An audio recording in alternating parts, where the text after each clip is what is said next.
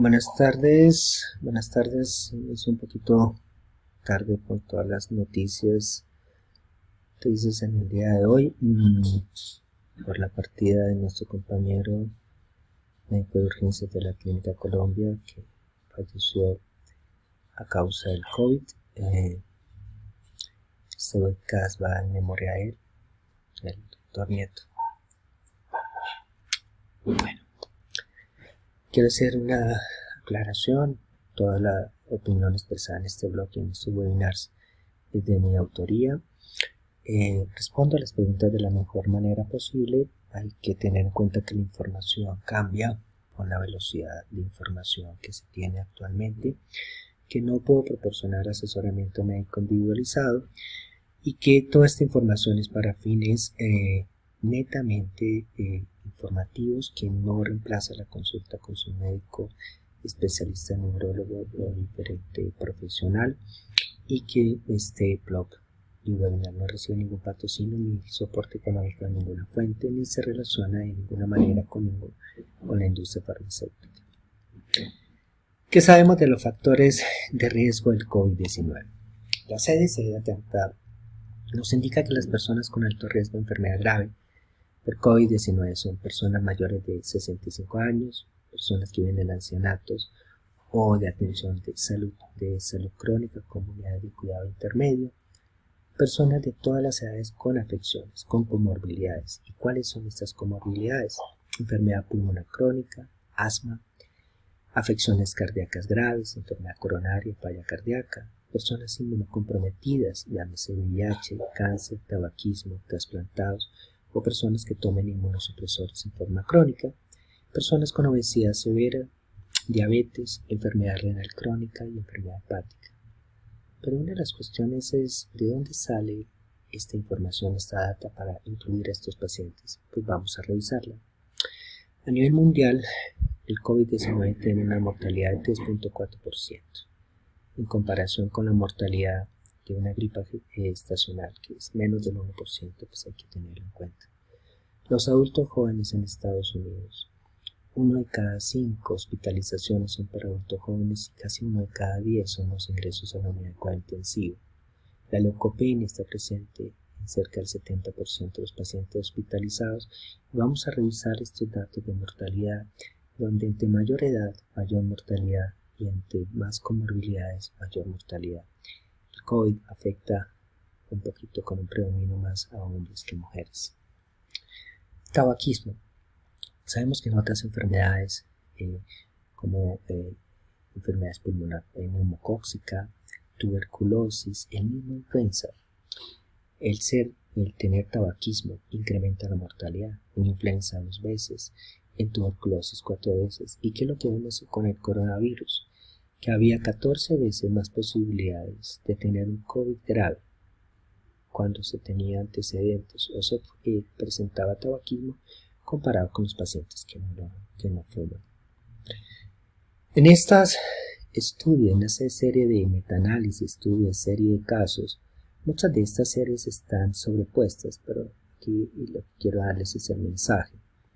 El primero es un metaanálisis de 8 estudios, 46.248 pacientes, donde documentaron que la hipertensión arterial, la diabetes, la enfermedad respiratoria y la enfermedad cardiovascular se presentaban como comorbilidades con mayor frecuencia en los pacientes que presentaban la enfermedad de COVID-19. Y a su vez también documentaron que los pacientes con neumonía grave eran los pacientes generalmente que presentaban hipertensión arterial, enfermedad respiratoria y enfermedad cardiovascular. No fue estadísticamente significativa la diabetes, pero tener estas 3 comorbilidades favorecía que los pacientes tuvieran un COVID grave. En esta metaanálisis iraní también documentan que padecer estas enfermedades crónicas tenían o incrementaban las posibilidades, obviamente, de tener hospitalización por COVID-19. ¿Qué impacto tienen las enfermedades metabólicas y cardiovasculares? Este análisis de 6 estudios, 1.527 pacientes, documentaron que la hipertensión se encontró más frecuentemente en pacientes que estaban con casos graves de COVID en la UCI que los que estaban hospitalizados no en UCI, 28% versus 14%. Que la enfermedad cerebrocardiovascular estaba representada en 16% de los pacientes de UCI comparado con 6% de los pacientes que no requirieron UCI. Entonces, encontraron que ambas comorbilidades fueron estadísticamente significativas en los pacientes que desarrollaron COVID grave. No por ende la diabetes, pero eso no le quita peso. Vemos que las hospitalizaciones y los casos fatales se incrementan a la medida que se incrementa la edad de los pacientes. Y vemos cómo a partir de los 50 años se incrementa la tasa de mortalidad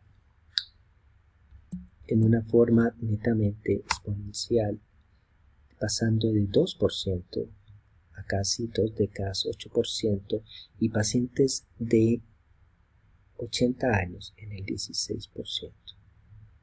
Un incremento por edad, que es el principal factor de riesgo de las infecciones de COVID para tener COVID grave. Ser mayor de 50 años, en algunas series vamos a ver los promedios entre 60 y 70, pero en general la mayor parte de las hospitalizaciones son pacientes mayores de 50 años. Vemos en este análisis de datos de 21 hospitales, 168 pacientes que fallecieron, cuáles fueron las características clínicas que se comentaron comunes de los pacientes que fallecieron por COVID-19 y se dieron cuenta que tenían una edad media de 70 años, donde lo que le comentaban 96% de los pacientes estaban en la franja mayores de 50 años de edad. A su vez, las comorbilidades estaban presentes, siendo ella la más frecuente la hipertensión, seguida de la diabetes y la enfermedad coronaria, pero un dato que empezó a, darme información. 3 de cada 4 pacientes que fallecían tenían por lo menos una comorbilidad. Vemos que empezamos a ver ciertos factores que se repiten en todos los estudios. La presencia de hipertensión favorece a presentar más COVID grave. Y un dato, ser personal de la salud, personal sanitario, mayor carga viral, y ya en algunos estudios nos convierte en personas o pacientes con mayor riesgo de complicaciones por el COVID. La edad, que se va a repetir en todos los estudios como el principal factor de riesgo para COVID grave, y empezamos ya a ver que los pacientes con COVID grave se presentaban con tendencia a la linfopenia, promedio en este caso 800 células por milímetro cúbico. Y un dato importante, los pacientes que no sobreviven mantienen la linfopenia durante el transcurso de su enfermedad. En esta serie de casos retrospectivos de 1.591 pacientes consecutivos de COVID confirmados, publicado en la serie de pacientes de Lombardía en Italia que ingresaron en la UCI, se encontró que la mediana de edad eran pacientes de 63 años, 4 de cada 5 pacientes eran hombres y que cerca del 70% de los pacientes tenían por lo menos una comorbilidad, siendo la más frecuente ser hipertenso. Los pacientes mayores de 64 años son los que tuvieron la mortalidad mayor comparado con las personas más jóvenes. Esto es el caso de los pacientes ingresados en la UCI en la región de Lombardía en Italia. ¿Qué adicionalmente de estos factores, qué otras cosas empezamos a tener en cuenta? Está en una serie de 140 pacientes infectados en China, en Wuhan, donde vemos repetidamente hipertensión, diabetes como factores importantes de severidad en el COVID, la edad, entre mayor edad, mayor severidad, y a partir de marzo empezamos a tener información del COVID-19 en la red de información americana de Estados Unidos sobre hospitalización y mortalidad y características demográficas de los pacientes en Estados Unidos, y vemos cómo a partir de los 50 años este incremento de hospitalización va en aumento hasta llegar a unas tasas donde 75-84 años, casi 1 de cada 2 pacientes terminó hospitalizado. A su vez, vemos que la tasa de hospitalización fue de 4.6 por cada 100.000 habitantes, pero en los pacientes mayores de 65 años, las tasas fueron de 13.8, casi la triplicaba las tasas de hospitalización en pacientes mayores de 65 años. A su vez, 9 de cada 10 pacientes hospitalizados en esta cohorte americana presenta por lo menos una comorbilidad, siendo las mayores comorbilidades la hipertensión arterial, seguida de la enfermedad cardiovascular y la obesidad. Y algo importante, si ustedes ven, en los pacientes más jóvenes, de 18 a 49 años, la obesidad es el principal factor de riesgo. Obesidad ellos lo empiezan a definir como un índice de masa corporal mayor de 30. El 70% de los pacientes hospitalizados por obesidad están en rango de 30-40 índice de masa corporal y el 30% mayores de 40. Estamos hablando que la obesidad impacta a esta población joven y la lleva a que posiblemente llévese a 1 de cada 10 pacientes en UCI y 1 de cada 5 hospitalizados. Entonces, en los pacientes en unidad de cuidado intensivo, vemos que los pacientes llevados a la unidad de cuidado intensivo sufrían, a pesar de la edad, los que tenían comorbilidades son los que tenían mayor prevalencia de estar con un COVID grave.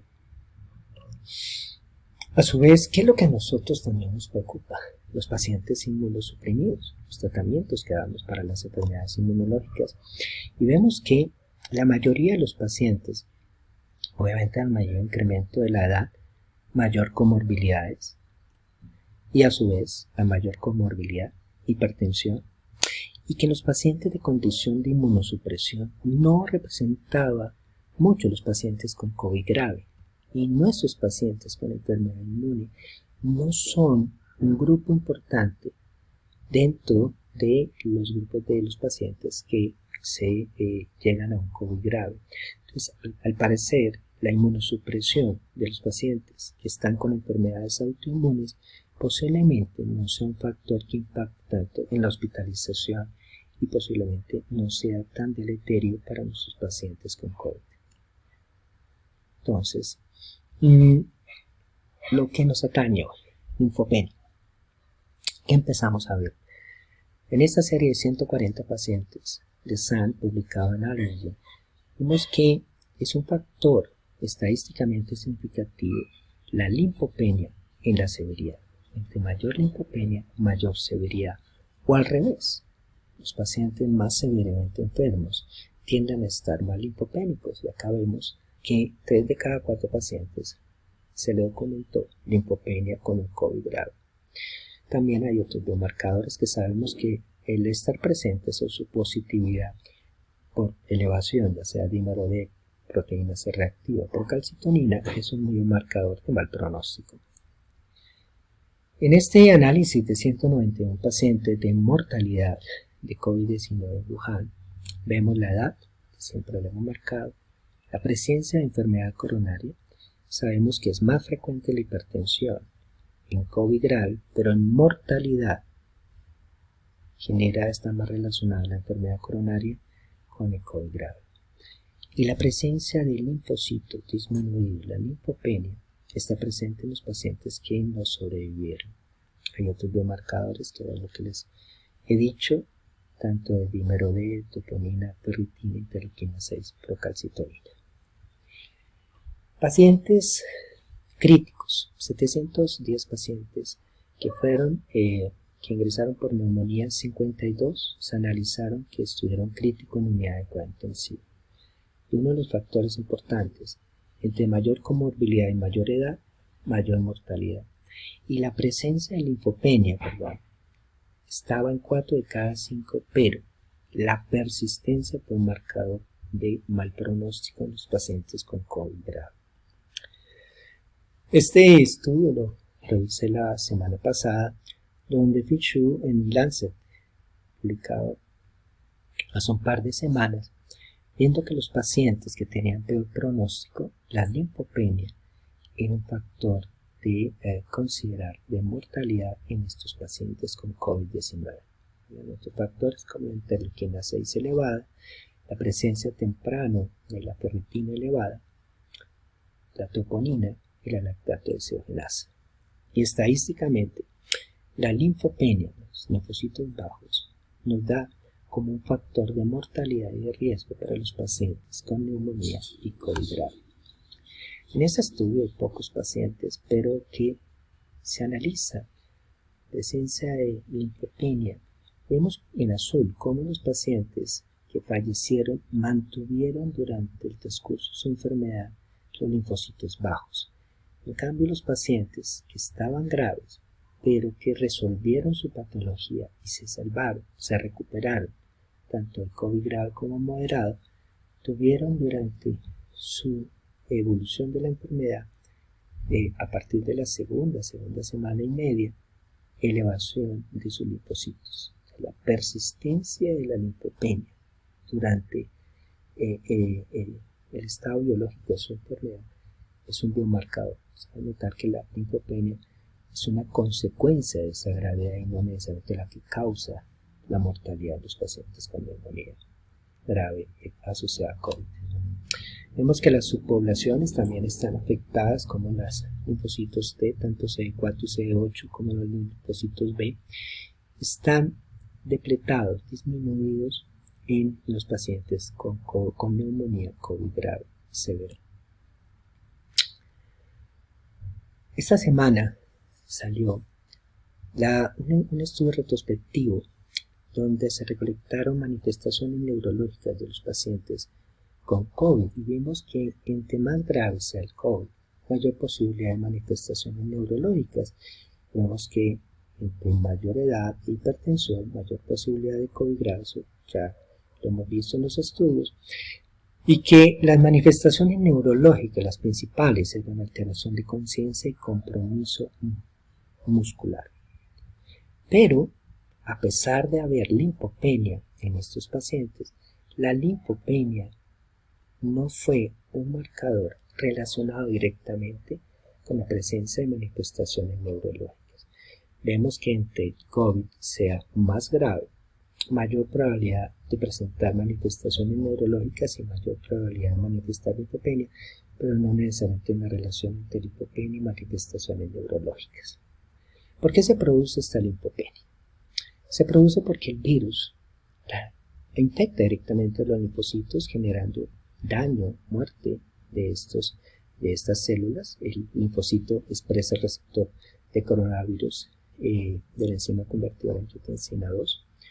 Genera también una disfunción linfocitaria en los órganos como el timo y el vaso. Las citoquinas que se generan de la respuesta inmunológica conducen a la apoptosis, a la muerte de los linfocitos, y el estado acidótico también puede favorecer una disminución de su producción también en la parte medular. Pero a su vez pueden haber otras explicaciones. Vemos que entre más edad, entre más comorbilidades como la hipertensión, la enfermedad cardio y cerebrovascular, está asociado a mayor daño endotelial, que a su vez estudios han demostrado que entre mayor daño endotelial, mayor probabilidad de linfopenia. Vemos acá donde diferentes subpoblaciones de linfocitos, tanto T, como linfocitos CD4 y CD8, como EB, están disminuidos en la neumonía asociada a COVID comparado con pacientes con TOL. En pacientes con COVID severo, la depresión es mucho mayor comparado con los pacientes con infecciones por COVID moderadas a leves, tanto en las subpoblaciones T como en las subpoblaciones B, como un epifenómeno, no necesariamente el causal de la gravedad.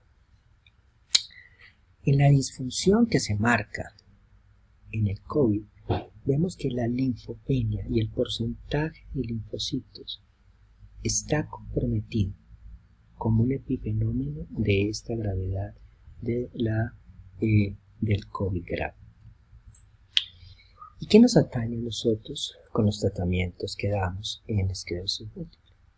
Muchos de nuestros tratamientos son inmunosupresores, afectan y generan linfopenia. Esta es una tabla donde muestra los mecanismos de acción y diferentes resultados de los pivotales sobre la tasa de recaídas, porcentaje de infecciones graves y de eventos adversos. Ninguno de estas tablas es comparativo. Estos estudios no fueron comparativos, sino realizados bajo el propio DMT, por lo cual los números no son comparativos entre sí. Simplemente es para que nos demos una idea, pero sin necesariamente medicamentos con un perfil más inmunosupresor, con más que decimos altamente efectivos, y otros inmunomoduladores moderadamente efectivos. ¿Qué es lo que nos dicen las etiquetas sobre la linfopenia? Sobre el interferón no mayor cosa, excepto una anotación de la FDA que pues hay un riesgo de darlo con otros inmunosupresores. Realmente no es una circunstancia que lo veamos común en nuestros pacientes con múltiple, pero ahora, pensándolo, paciente con interferón que pueda ser llevado a inmunosupresiones por terapias con COVID, eso lo vamos a ver la otra semana cuando revisemos interacciones de tratamientos de DMT con tratamientos emergentes en terapia anti-COVID. Con el acetato de gratiramab no tenemos mayor implicaciones, no nos genera linfopenia. Teriflunomida puede disminuir un 15% en las primeras semanas y muy rara vez me disminuye los linfocitos menos de 800 por milímetro cúbico, pero es algo de tener en cuenta, la posibilidad mínima de linfopenia. Ya con el dimetilfumarato hay una disminución de aproximadamente un 30% del valor basal. Rara vez se puede lograr disminución en menos de 500 células por milímetro cúbico y sería como una advertencia que en estos casos, si se presenta, considerar la suspensión del medicamento y el cambio hacia otro DMT. Es muy importante el mensaje global para todas las terapias de DMT: no se suspende ninguna terapia y cualquier decisión que vayas a tomar debes consultarla con tu médico, neurólogo y especialista para tratar de individualizar los casos puntuales. Ya vamos a ver más adelante un poquito más esto en detalle. Fingolimod genera mayor linfopenia, un 60% del valor basal en las pocas horas, y puede llevar generalmente a valores cerca de 500 células por milímetro cúbico. Hay una preocupación, y los estudios los demostraron, los pivotales no tenemos data con valores menos de 200 células por milímetro cúbico, y por ende sería como un límite para considerar y discutirlo con su neurólogo la posibilidad de un cambio. Y digo cambio porque fingolimod junto con el natalizumab son dos DMT, dos medicamentos modificadores de enfermedad que tienen el potencial de generar rebote ante la suspensión del medicamento. Por ende es muy de riesgo hoy por hoy, y siempre suspender estos medicamentos y no tener un plan B que nos dé una terapia asociada para controlar la enfermedad. Que exponemos al paciente a un rebote que en esta época sería de pronto asistir a un servicio de urgencias o requerir unos tratamientos de pulso de corticoides que lo pondrían en riesgo. Entonces son dos medicamentos que no se deben suspender, y si se considera suspenderlo, se debe tener un análisis profundo para saber con qué terapia se va a seguir posteriormente. Natalizumab no tiene mayores preocupaciones con linfopenia. La preocupación es no hay que suspenderlo, y si se suspende y se considera por alguna circunstancia, se tiene que tener un plan B de terapia para continuar. Ocrelizumab afecta mucho los linfocitos B por su mecanismo de acción de lisis. Puede afectar algunas células T porque algunos linfocitos de CDT tienen también un marcador CD20 que los hace susceptibles a la lisis con la aplicación de ocrelizumab, pero esta linfopenia es una linfopenia leve, pero tenemos que tener en cuenta. Clarividin y alentezumab, por el contrario, son medicamentos que por su mismo mecanismo de acción generan una lisis importante en la mayoría de pacientes. Esa lisis y esa linfopenia es mucho más profunda en los primeros meses post aplicación o post toma del medicamento, por ende hay un riesgo importante de infecciones virales durante ese periodo, y eso tenemos que tenerlo en cuenta. Ninguno de los medicamentos que mencioné son medicamentos para considerar en una forma ligera la suspensión del mismo. Siempre se tiene que discutir con su neurólogo la conducta e individualizar el manejo con cada paciente. Entonces, tenemos unas consideraciones hoy por hoy en la era COVID. Tenemos que no medicamentos sino monomoduladores, donde iniciar el tratamiento o continuar el tratamiento si ya está, realmente no tenemos ninguna alarma, digamos, de seguridad en el momento. Podemos tener un poquito más de advertencia con el dimetil y natalizumab, pero son medicamentos relativamente seguros. Con el dimetil hacer un seguimiento para evitar la linfopenia menos de 500. Y natalizumab, tener en cuenta que si se suspende puede generar rebote, hay que estar muy pendiente de esa parte. Un poquito más de incrementar la seguridad con fingolimod y ocre, posiblemente son medicamentos que si ya están con el tratamiento hay que continuarlos. Con el ocre me permite que, porque es por ciclos, si voy a iniciarlo, realmente considerar y revisar esa indicación, pero digamos que se puede considerar, y si está para darle la terapia de mantenimiento, es continuar el ciclo, pues se puede dar un compás de espera y tratar de diferir la aplicación un par de semanas esperando que el pico epidemiológico de contagio de infección por COVID pase. Son circunstancias que se tienen que tener en cuenta. Por el contrario, si es necesario por la circunstancia inmunológica del paciente, pues se debe continuar la terapia. No es, digamos, recomendable que tenga una indicación muy clara de suspender estos tratamientos. Ya con clarividin y alentezumab, iniciar el tratamiento, posiblemente consideremos optar por otras terapias en estos momentos, pero si el paciente hoy por hoy necesita o está en el ciclo de continuar la terapia, segundo año en alentezumab, o por el contrario en el siguiente ciclo de clarividin, también debemos mirar la posibilidad de diferir la toma por un par de semanas. Con el clarividin en el segundo año sería máximo esperar 6 meses, pero sí diferirlo en un momento dado, no suspender la terapia sino diferirla. Iniciarla, por consiguiente, sí llevaría a ser un balance riesgo-beneficio donde la mayoría de grupos consideran considerar otra terapia. Bueno, reinfección por COVID. Tenemos que los primeros alarmas surgieron de 4 pacientes con COVID-19, personal de la salud, que mostraron mejoría clínica y radiológica de los síntomas de COVID, pero posteriormente en el seguimiento se documentó la presencia del virus.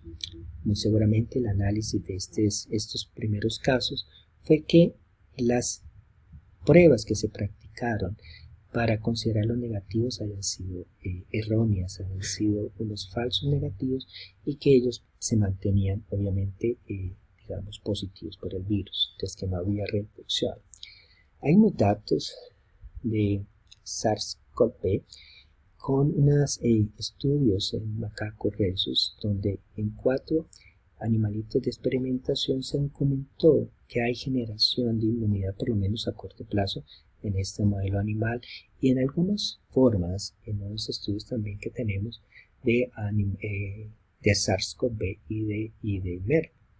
Pero necesariamente también la preocupación es que con el SARS-CoV en el 2002 se documentaron algunos pacientes que no generaban autoinmunidad, que no generaban inmunidad. Entonces, esa preocupación, sabiendo que el coronavirus SARS-CoV-2, el COVID-19, pues es un primo pariente hermano de sus otros amigos coronavirus, tanto el SARS-CoV como el MERS. Entonces, tenemos unas características clínicas de unos pacientes donde se documentó unas pruebas positivas redetectables de ARN. Vemos que 38 pacientes de 262, o sea, el 14% de ellos, 14.5%, salieron nuevamente positivos, pese a que previamente habían sido negativos. Nuevamente eran pacientes mucho más jóvenes, algunos menos de 14 años, con enfermedades leves a moderadas, que necesariamente no mostraron nuevamente clínica y los contactos que ellos tuvieron no demostraron infección. Aquí lo que llama la atención es que 18 o 24 pacientes que inicialmente habían salido negativos con pruebas ultrasensibles demostraron positividad. No sabemos si hay una reacción cruzada, si son fragmentos de RNA que pueden dar falsamente positivo estas pruebas. Todavía se está aprendiendo mucho de los test en los COVID. Digamos que acá generan dudas. Pero lo que nos sugiere un poquito más de preocupación es este estudio recientemente publicado de 175 pacientes, donde el 30% desarrollaron títulos muy bajos y 10 pacientes desarrollaron títulos casi no detectables, o no se detectó títulos. Y que los pacientes que no desarrollaron inmunidad fueron principalmente pacientes jóvenes, pacientes con enfermedades, expresiones fenotípicas de la enfermedad muy leves a moderadas, y que se documentó que entre más edad y mayor inflamación, mayor PCR, mayor linfopenia al ingreso, o sea, mayor respuesta inmunológica, presentaban títulos más altos. Pacientes más jóvenes, con menos inflamación y menos respuesta clínica, desarrollaron menos posibilidades de anticuerpos. O sea, que vemos como entre menos linfocitos, o sea, linfopenia a inicio, un marcador inflamatorio. Pacientes que estaban severamente enfermos desarrollaron mayor título de anticuerpos, y personas de mayor edad, entre más edad, presentaron también, obviamente, la presentación, aquí lo vemos, de anticuerpos. Y entre más PCR, reactantes de fase aguda inflamatoria, mayores títulos de anticuerpos también lo presentaron. Entonces, vemos que el 30% de esta cohorte desarrolló títulos muy bajos y 10 pacientes no lo desarrollaron. ¿Qué implicaciones tiene a futuro? ¿Estos pacientes tienen riesgo de reinfección? No lo sabemos. Hasta el momento en el seguimiento no han demostrado la capacidad de reinfección y tenemos que esperar que tengamos una data mayor, pero no hay que especular que necesariamente tener un COVID con manifestaciones leves lo lleve a tener una menor protección, porque estos 10 pacientes que no generaron anticuerpos se mejoraron del COVID. De alguna forma su respuesta inmune tuvo que haber controlado al virus y hay muchos factores acá que todavía desconocemos y no necesariamente damos por hecho que estos pacientes tienen más riesgo de reinfección. Y ya para finalizar, una actualización de un grupo de opinión, un grupo que en el mundo es considerado una fuente de información y de conocimiento en esclerosis múltiple.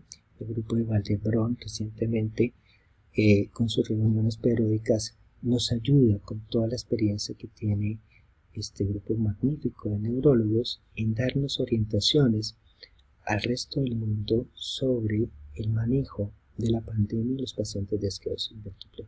Estas recomendaciones que se pueden encontrar en su página web muestran que generalmente medicamentos inmunomoduladores es seguro iniciarlos, seguro continuarlos y si tengo síntomas COVID muy seguramente mantener el tratamiento. Ya un poquito más de vigilancia con dimetil y natalizumab, iniciarlos consideran que sí, es una opción, continuarlos también, como todos los medicamentos, la idea no es suspenderlos y ya si tengo síntomas de COVID, individualizar el manejo y vigilar principalmente la linfopenia con el dimetilfumarato y evitar el rebote por natalizumab. Ya incrementar esta vigilancia con fingolimod, donde iniciar el tratamiento posiblemente se tenga que individualizar junto con el rituximab o criopatumumab. Continuarlo si el paciente está con fingolimod, la idea es mantenerlo con las terapias anti-CD20, ritu o criopa, posiblemente diferir la aplicación, pero si es necesario aplicarla, y si tiene síntomas de COVID, retrasar la terapia con o diferir un poquito la terapia con rituximab. Ya un poquito más de preocupaciones con Clarivine y Alento, en el sentido de iniciar la terapia, considerar una terapia alternativa o diferirlo posteriormente, y si el paciente está en los ciclos, posiblemente diferirla, pero no suspenderla. Si tiene síntomas COVID, sin necesariamente retrasarlo por la linfopenia en que se va a colocar al paciente. Esto era lo que les comentaba. Realmente, como era nuestro compañero, a continuación tenemos una serie de preguntas con invitado al doctor Marco Reyes, y el próximo sábado los invito a webinar sobre interacciones de MT y tratamientos emergentes en COVID. Buenas tardes.